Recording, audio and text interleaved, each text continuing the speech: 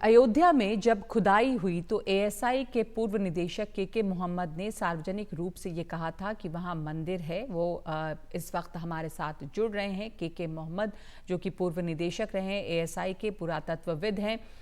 राम मंदिर में अब वो मौका आ गया है जबकि कुछ ही दिनों में प्राण प्रतिष्ठा हो रही है रामलला की, और आपने शुरू में ही जो जानकारियाँ दी थी, शुरू से आप इससे जुड़े रहे हैं, तो अब इस समय जो सामने आया है उस पे एक तरह से जो आपने कहा था वो बात सच हुई है, तो आपका एक बहुत बड़ा इसमें योगदान है, बहुत बड़ा श्रेय है आपका।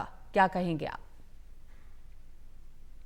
मेन रोल जब professor BP Lal and doctor BR Mani, इन्हीं लोगों ने एक्सकेवेशन इन्हीं लोगों को अंडर में हुआ, और मैं तो उसमें एक एक्सकेवेशन का जो ना एक वन ऑफ द मेंबर्स था, बिकॉज हम we were from the Archaeological Survey of India का जो स्कूल ऑफ आर्कियोलॉजी का जो टीम था उसमें से थे। हमारे साथ जो ना 10 और लोग भी थे।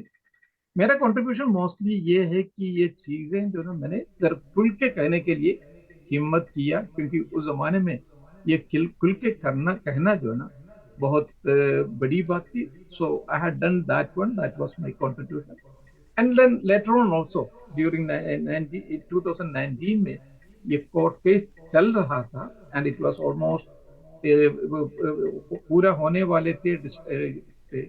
तब भी मैंने कुछ अखबारों में, स्पेशली टाइम्स ऑफ इंडिया में, कुछ आर्टिकल लिख के जो कम्युनिस्ट हिस्टोरियंस थे, जो गलत तरीके से गलत रास्ते में ले जा रहे थे, उनको जो ना बिल्कुल उनसे कहा कि ये आपने जो कहा कह रहे हैं ये सही नहीं है, कि वहाँ हम लोगों को बहुत सारी चीजें मिली है जो मंदिर से एसोसिएटेड है। ये दोनों चीजें जरा खुल के कहने के लिए हिम्मत किया है।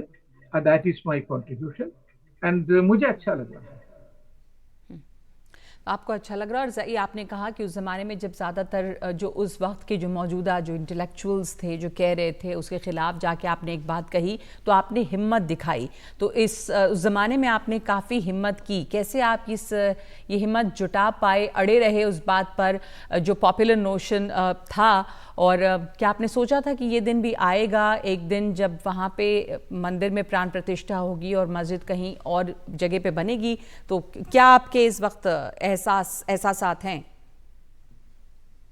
नहीं, आई एम ग्रेटली सेटिस्फाइड, क्योंकि एक बहुत बड़ा जो ना, मैं अपनी तरफ से नहीं, क्योंकि जो ना एक बहुत बड़ा जो ना हिंदुस्तान के एक बहुत बड़ा प्रॉब्लम था, and that problem has been now almost settled.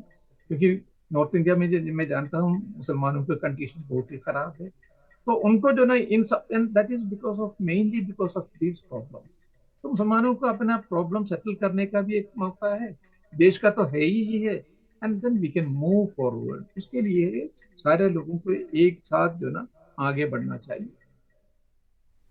हम्म। अब आप कह रहे हैं कि आपको काफ़ी एक तरह से सेटिस्फैक्शन है जो दावे आपने किए, जो आपने कहा वो अब सच साबित हो रहे हैं, और ऐसा होना चाहिए था। अब आप क्या वहाँ पर जाएंगे इस मौके पर जब प्राण प्रतिष्ठा हो रही है? क्या निमंत्रण मिला है आपको? मुझे निमंत्रण जरूर मिला है, कि 2 बार मिला है, लेकिन मैं इसलिए जा नहीं पाऊंगा क्योंकि I got certain health issues.